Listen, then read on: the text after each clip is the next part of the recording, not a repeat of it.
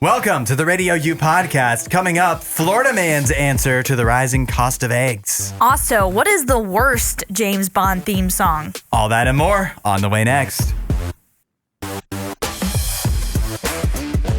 You learn something new every day. Easy for me to say. I'm a big golf fan nowadays, but I didn't know that the Masters champion every year gets to have his own Masters Champions dinner the week of the Masters, which is coming up here in a few weeks, and they get to pick the menu. Ooh, that's fun. I know the food at the Masters, like if you go to Augusta National, the food is supposed to be unbelievable. I've heard this as well. I've heard that literally there are people that will go buy the sandwiches that you can get at the Masters and vacuum seal them and ship them out to family members that can't come to the Masters. That's how beloved they are. That is, I believe that, and it's so hard to get in and whatever, right. So expensive tickets, all that. Big waiting list. I would love that. We're talking about top sports things I would like to attend. The Masters is near the top of the list. Yes. But I didn't know there was a Masters champion dinner where the champion from last year gets to set the menu. So listen to the Scottie Sheffler's. He won last year. Listen to his menu coming up. Appetizers. Cheeseburger sliders served Scottie style. Oh, what's I don't know. that? I do not know what that means. It doesn't say. Firecracker. Can we start over? Firecracker shrimp served with Thai chili and sriracha mayo, and Papa Chef, as in Sheffler. Papa Chef's meatball and ravioli bites with pecorino cheese, tomato, basil sauce. Nice. And that's just the appetizers, okay? Then you get to, for Scottie Scheffler's Master Champions dinner, first course, Texas-style chili with cheddar cheese, jalapenos, and corn chips. Okay, that's a choice. Perfect. I love it all so far. The main course is your choice. Wood-fired cowboy ribeye or blackened redfish. Family-style macaroni and cheese. Jalapeno creamed corn, yes. Soy glazed Brussels sprouts, okay, you lost me there. And chipotle lime roasted sweet potatoes. Finally, for dessert, warm chocolate chip skillet cookie with vanilla bean ice cream. Oh, Scottie knows how to eat. Scottie, this is a great menu. I have to say that I'd be fine with just doing the main course. I know. I'd be fine with just one of any of those things on the menu, basically. I usually am not the chili person. I like chili, but I usually don't go for that. Mm-hmm. But that does sound good. But I think, that wood-fired cowboy ribeye. Yeah, come on. Yeah, that sounds great. Scottie knows how to eat. I hope he wins the Masters every year. If this is the kind of food he's going to be bringing. That might be what everybody's thinking. Yeah. Let Scottie keep winning, guys. I wonder if there's ever been a guy that did win the Masters and then for his dinner, everybody hated the menu. Yeah, that has to have happened, right? They're like, this is terrible. Arnold Palmer won, and it's like, no, not Arnold. Arnie again. Not Arnold Palmer. Last year he made us eat, I don't even know what. He had to have good taste, right? I mean, he came up with his own drink that is still drunk to this day. So. Right, yeah. I think he's a legend. We need to pick somebody more obscure. Did Rocco ever win the Masters? Rocco Baldelli? No, not Rocco Baldelli. Wasn't the guy that won the U.S. Open one year? Oh, wait, Rocco Mediate. Yes. Oh, we're getting so off track here. Nobody knows these Inside golf right now. I didn't even like golf when Rocco Mediate was around, but somehow I still know that name. He won the U.S. Open. I'm not sure if he won the Masters. I don't think he did. How about Seven Ballesteros? What was his favorite his menu like? Anyways, now that we've named some obscure old golfers, let's move on. We have the RadioU hotline open. 877-2-RADIO-U. Asking for your guess. According to Southern Living, what is America's favorite restaurant chain? They just put this out this week. So many guesses coming in. These are wonderful guesses. Okay. The guesses are wonderful. Brianna says, considering it's Southern Living, is it Cracker Barrel? Oh. No, it is not Cracker Barrel, but that would be fitting, wouldn't it? Yes. Mickey simply says Shake Shack. I'm not going to play the buzzer, I think, for everybody. There's too many guesses. Shake Shack, good guess. People really like Shake Shack. I don't even know if I've had Shake Shack. I don't think I have either. Yeah. Unfortunately, it's like Five Guys, right? I don't know. Brian says Zaxby's or Cookout. Cookout would be a great choice, but those are both wrong too. Maybe I should play the buzzer. Just feels right. Just do the buzzer. Yeah, just do the buzzer. Brian, incorrect. We're talking people's guesses. According to Southern Living, what is the favorite restaurant chain in America? Ryan says the real answer is Texas Roadhouse. He's not correct. Well, he is correct. Texas Roadhouse is the real answer. That should be the answer. Oh, but it's not theirs. It's that good, but no. Oh, okay. He guessed actually Applebee's, which is also wrong.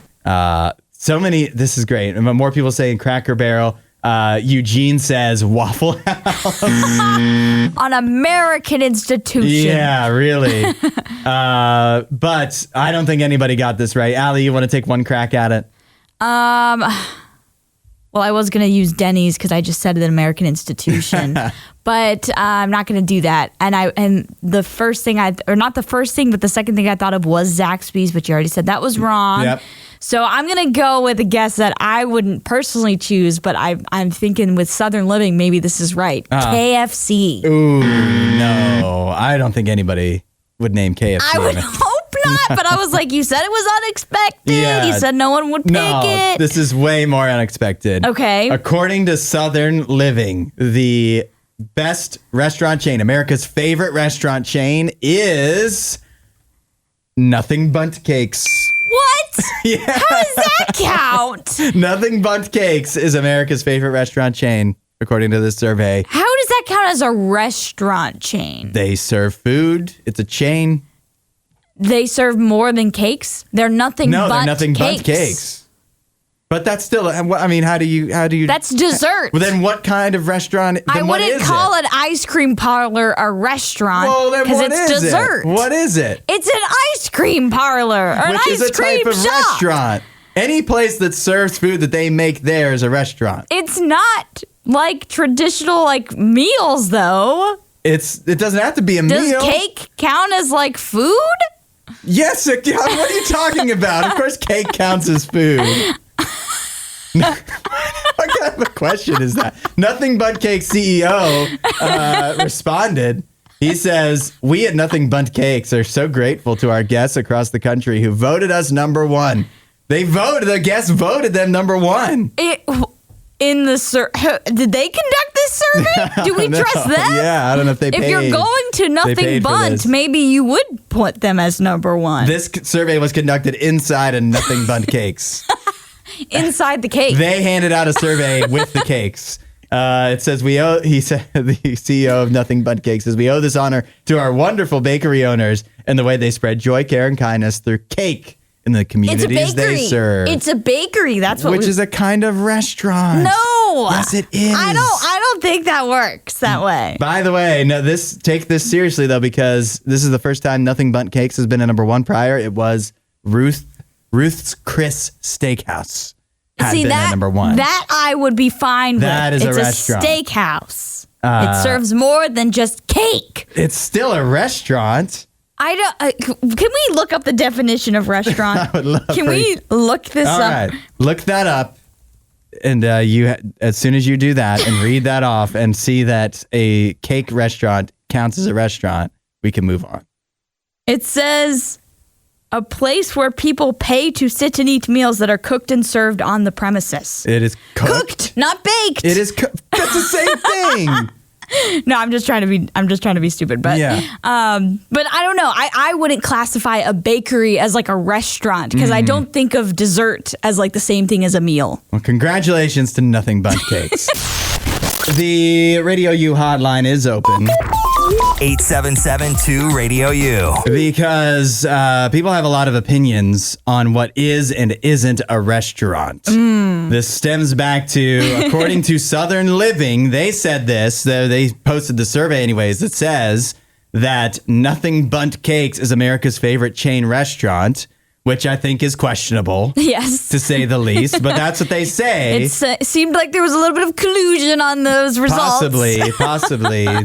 Prior to this recent survey, Ruth's Chris was number 1 in the list, so I guess Nothing Bundt Cakes paid them more than Ruth Chris. But nevertheless, then the question becomes, is Nothing Bundt Cakes even a restaurant? Yeah. I say, what else could it be? They make food there and they give it to you if you buy it. That's a restaurant. I say bakery. But I think a bakery is a restaurant. I feel like they're different. Robert says Allie is correct, a.k.a. that it's not a restaurant. Do they have seating for their customers? I don't know. Truth be told, I've never been inside. I haven't either. I don't even know if I've seen a Nothing Bundt Cakes. That's what I've eaten them. People have given them to me. I've never been to one. I just saw you bought them from the store. I didn't even know there was a store that was Nothing Bundt. They have locations in 40 states. Okay. So there's a lot of them, and I know they're around. I've just never. They seem to be loved in the South, apparently. Apparently. But he says, Robert says, do they have seating for their customers?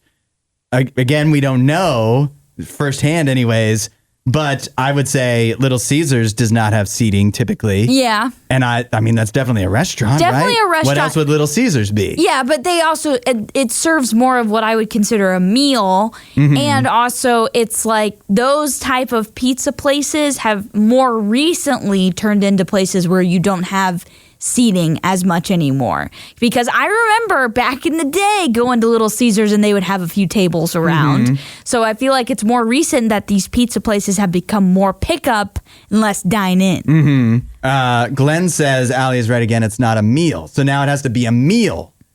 It has to be a meal to be a restaurant? It did say that in the definition. It said a place where customers can pay to sit down and eat a meal. Well, let me ask you this.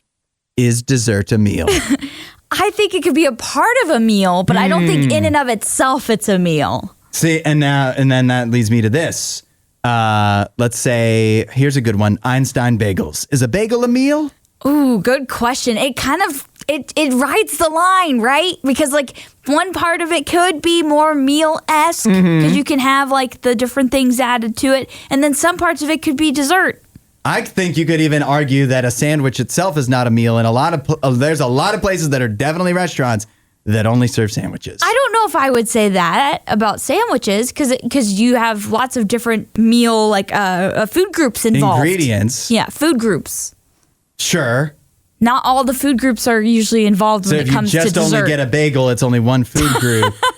It's only a carb. Well, no, because if you put like some type of thing on top of it, that could count as dairy. I just think. I think we're getting a little in the weeds with semantics. I think we're overthinking this. I think bakery. What differentiates Nothing Bundt Cakes? Okay, what is Cold Stone Creamery? An ice cream shop. An ice cream restaurant. No, it's not a restaurant. It's not a restaurant. I don't think so. Do you? Because I mean, even with the way that you describe how you eat desserts is like it's not usually the same way that you describe how you eat a meal. What do you mean by that? Like you sit down, you get a drink, you're kind of sitting down for a meal. Mm-hmm. With dessert, sometimes it's like, oh, it's just on the go. You're grabbing an ice cream cone or something, you're licking it. But people do that with their like lunch too. Sure. That's not what I'm getting at. But I'm just saying it has a different feel and vibe to it compared to a meal that you sit down and eat or that you pick up and take home and eat. I just don't see the difference. I mean, I think a bakery and a restaurant could be considered different things. Eric says dessert is not a meal because what time is dessert during the day? It's whenever you want. Oh, but he's right. He's right. So it has to have a specific time to be a meal? Dentists would agree. I just reject. I think y'all are overthinking this. If it makes food in the building and gives it to you, that is a restaurant. That is the definition of restaurant to me. But apparently people disagree. You know how this works. Allie and I each pick our first choice and the worst choice from a given topic. You decide which one of us chooses better and which we missed on. Today's topic, Allie's insisted on doing this. James Bond songs. from James Bond movies. Yeah. Allie, you have the honor of the first pick. Yes. So with my first pick, as in this is what I consider to be the best, the most iconic of the Bond theme songs, and that is Live and Let Die by Paul McCartney and the Wings. Can you sing a few bars? Live and let die. All right. Oh, thank you for doing that part. And then for my worst, I'm going with Madonna, Die Another Day. I think this one just unfortunately is a prisoner of the moment and sounds painfully bad and reeks of 2002. Always appropriate to hate on Madonna, or always easy anyways. Yeah. To hate on Madonna. However, I think I have better choices here. Okay. For best and worst Bond song, my first choice, Skyfall. Adele. How are you not going to choose that? It's a great one. It is a great one. It's it just feels like if you asked a person on the street, name a Bond song, that's the one they're going to name. And it's so good. The worst James Bond song is from the movie The Living Daylights, the song by Aha called The Living Daylights. Did you even know that Aha did a James Bond song? No, you didn't, because it's not any good. And it's from the 80s, and 80s music is the worst music. No! And so, ipso facto, that is the worst Bond song, although there's several options from the 80s that are no good. I have best Bond song, Adele, Skyfall. Worst Bond song, Aha, Living Daylights. Allie, you have... For my first, I have Live and Let Die by Paul McCartney and the Wings. For my worst, Madonna, Die Another Day. And I have some honorable mentions that we have to shout out after. Of course. 8772 Radio U, who did better here, picking the best and worst Bond songs. And also, which did we miss? There's only like 20 other ones, so... Let us know. We'll see what people are saying coming up after Memphis May Fire with Blindside. These guys should get to do a Bond song. Ooh. That'd be awesome. We're doing first to worst on Radio U, where music is going, not commercials. 8772 Radio U. Our topic for today's first to worst, James Bond movie songs. Allie had the first pick. Your first and worst choices. My first was Live and Let Die by Paul McCartney and the Wings. The closest you could get to the Beatles doing one, I guess. And then my worst was Die Another Day by Madonna. And I had Skyfall by Adele as the best from the movie Skyfall, and Living Daylights by Aha as the worst from the Living Daylights. And the votes are coming in, Allie. Jeff says, Allie had the better list. Love Live and Let Die. Close second would be A View to Kill by Duran Duran. That one also gets negative points from me since it is from the 80s. Susanna says, obviously Skyfall is the best. Hudson surely knows he gets my vote since I'm pretty sure I bring up Skyfall at least once every other month. It is that good. It is very good, but also I'm not liking this 80s hatred over here. Come on, the 80s is a great decade of music. Decade for music. This is blasphemy over here. Ryan says Hudson wins this week. Oh, okay. Thank you, Ryan. Chad says, morning, Hudson and Allie. This is tough, but I have to go with Allie. McCartney was awesome with Wings, but The Living Daylights was good. Oh, he likes the Aha song. He also likes Goldeneye by Tina Turner and says Man with the Golden Gun is the worst. Who does that one? I don't know. Jamie says Hudson has it this time. However, Live and Let Die is so good also. Yeah, it is a great song. And Laura has a good choice. This was my other choice that I strongly considered, but it's a little older. Like, it's a little just off the beaten path that people wouldn't remember it, but the Chris Cornell, You Know My Name, is her choice, which I love that song. That's a great song. There's so many good Bond songs. There is, and there's definitely a few not good ones as well. Aaron says Allie's list goes deeper into the Bond canon and Pierce Brosnan era. I do appreciate Adele, but I don't agree with the late 80s hate or the 80s hate either. Thank you, Aaron. Listen, you know what was big in the 80s was like hair bands and stuff. Yeah, okay, metal was great in the 80s. Stop with this. No, this needs to stop. The music got so much better in the 90s and is obviously way better now with Radio U music. I appreciate all of the eras of rock, but I definitely love the 80s. And I feel like you can't just downgrade it and say it's awful. Because we went 50s up, 60s better, 70s really good, 80s. And then we go 90s. Okay, grunge. Okay, we're getting better. I would agree that 70s is the best. We peaked in the 70s, but I don't think the 80s was bad. I don't think you could say it's the worst decade ever. It is the worst decade of music. Also, honorable mention to Carly Simon. Nobody does it better. That's a good choice. Such a good song. It seems that I have won, even though I hate the 80s. Here's a guy who deserves a raise. There's a tour guide in China. His name is Yao Chen. He's 26 years old. He makes about $42,000 a year. And you might think for a tour guide, like, that doesn't sound horrible. No, yeah. I don't know how pay is different in China or whatever, but that doesn't sound horrible.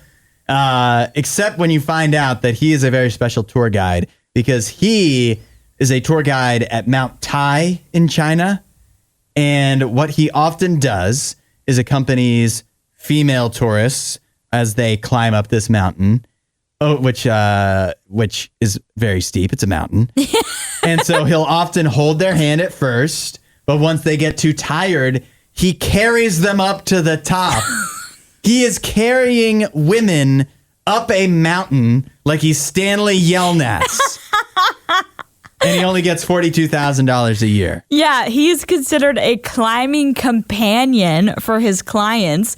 And they have to be between the ages of 25 and 40, apparently. Yeah, at first, too, I was going through this. I'm like, oh, so like older ladies or something that like really want to see this. No. But like they may not, be what they used to be. But no, these should be able-bodied women. Yeah, should be able-bodied women, but these are women that are looking for something else.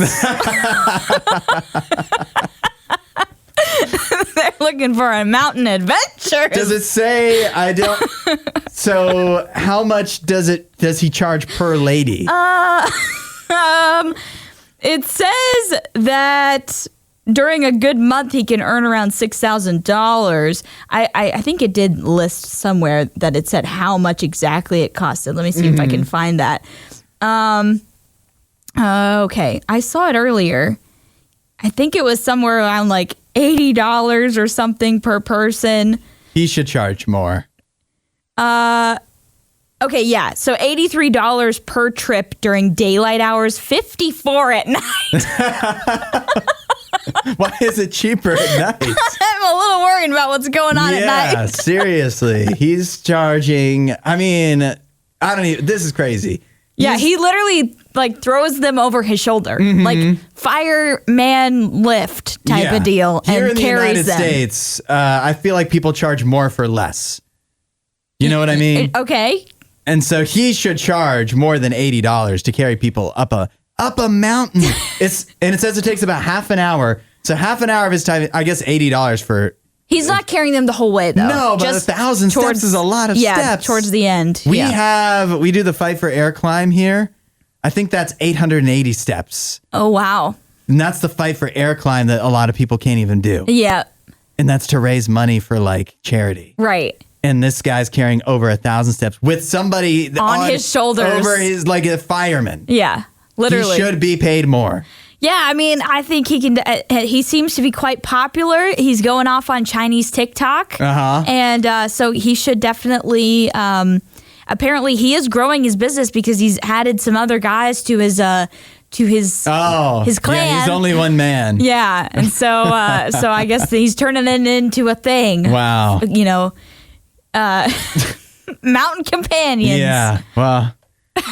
You know what? Good for him, though. I don't think just because you can't climb 1,000 steps means you shouldn't be able to get to see the view. Sure. And spend time with this man. Yep. You should be able to if you're willing to pay. Necessity is the birth of invention. Yeah, that's right. The mother of invention. Need you to weigh in on this one at 8772 Radio U with a verdict. We have somebody actually involved that you might be familiar with if you've ever seen the show Last Chance U on Netflix. College football coach Jason Brown suing Netflix for $30 million.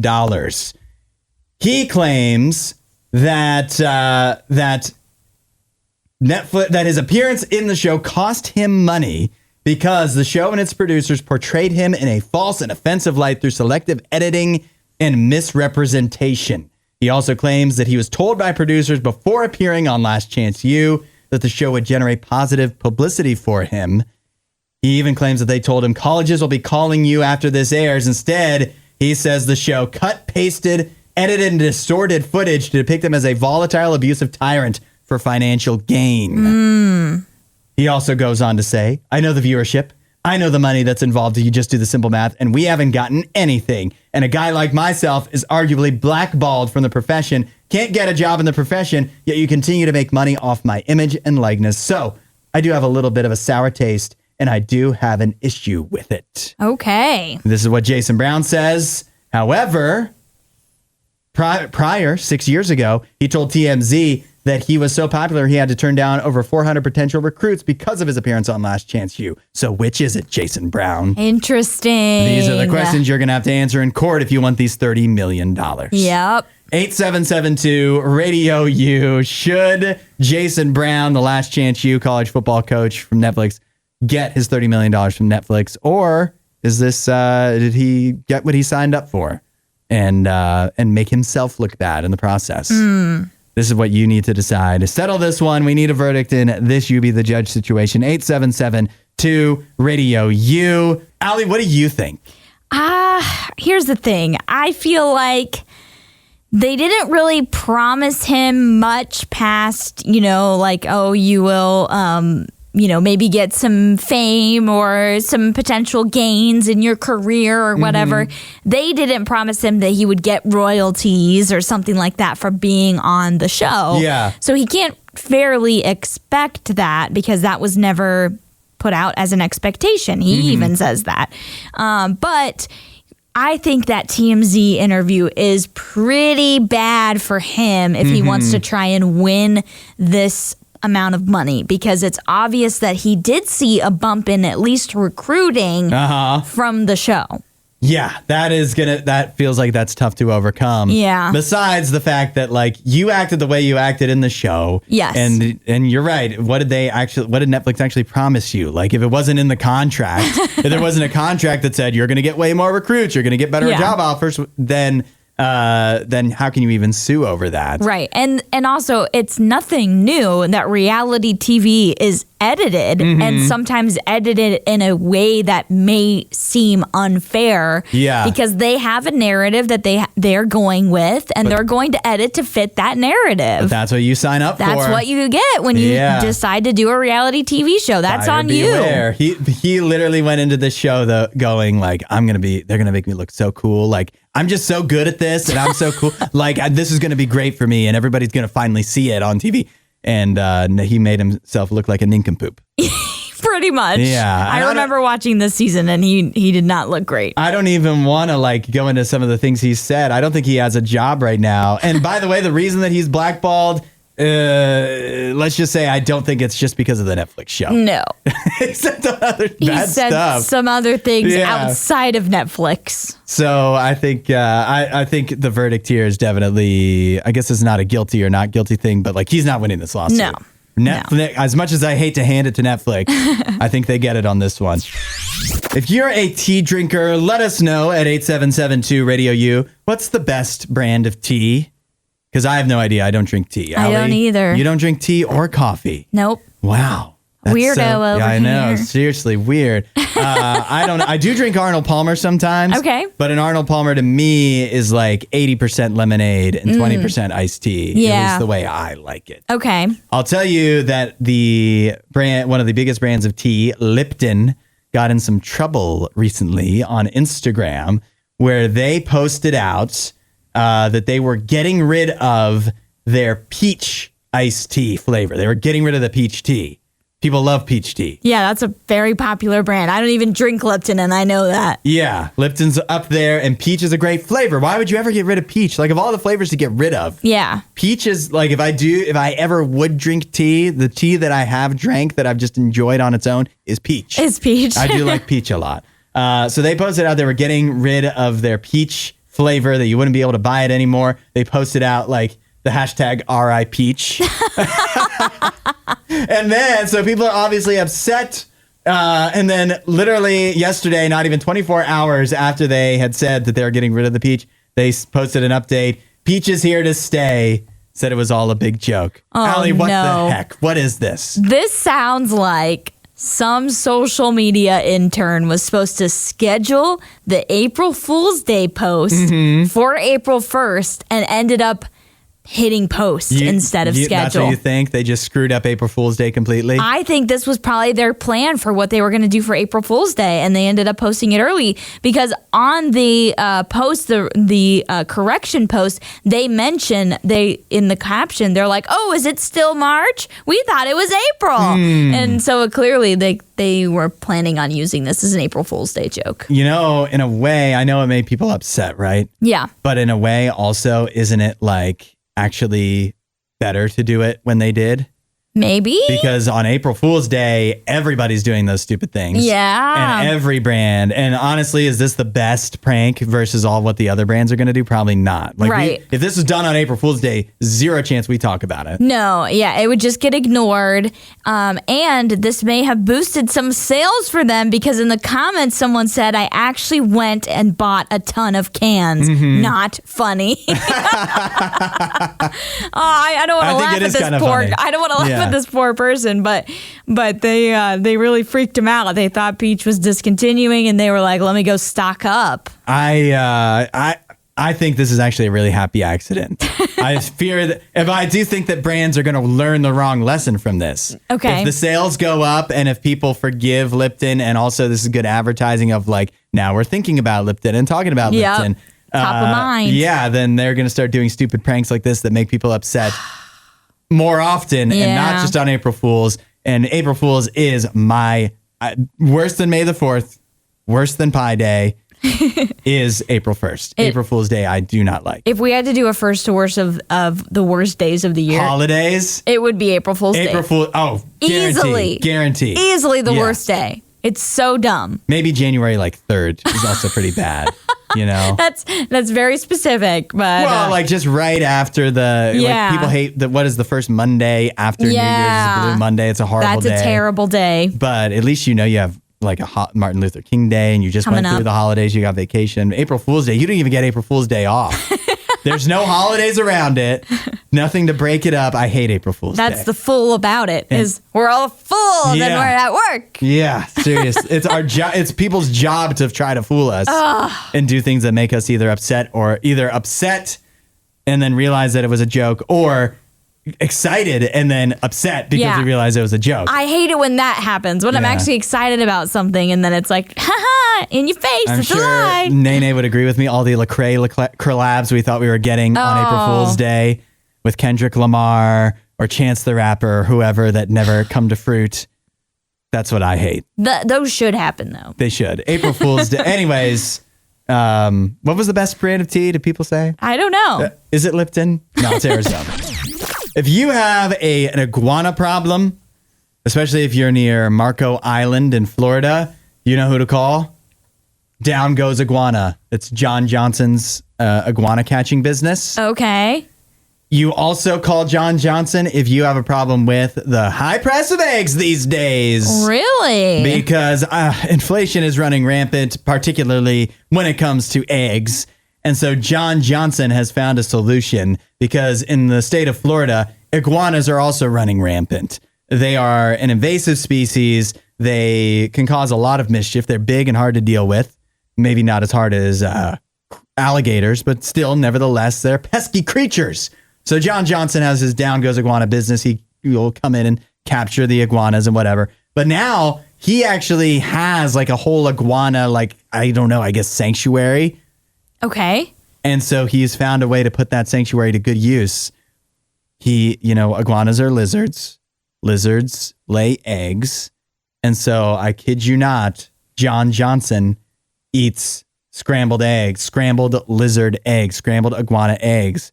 And he's willing to, give those out to anybody else who's interested.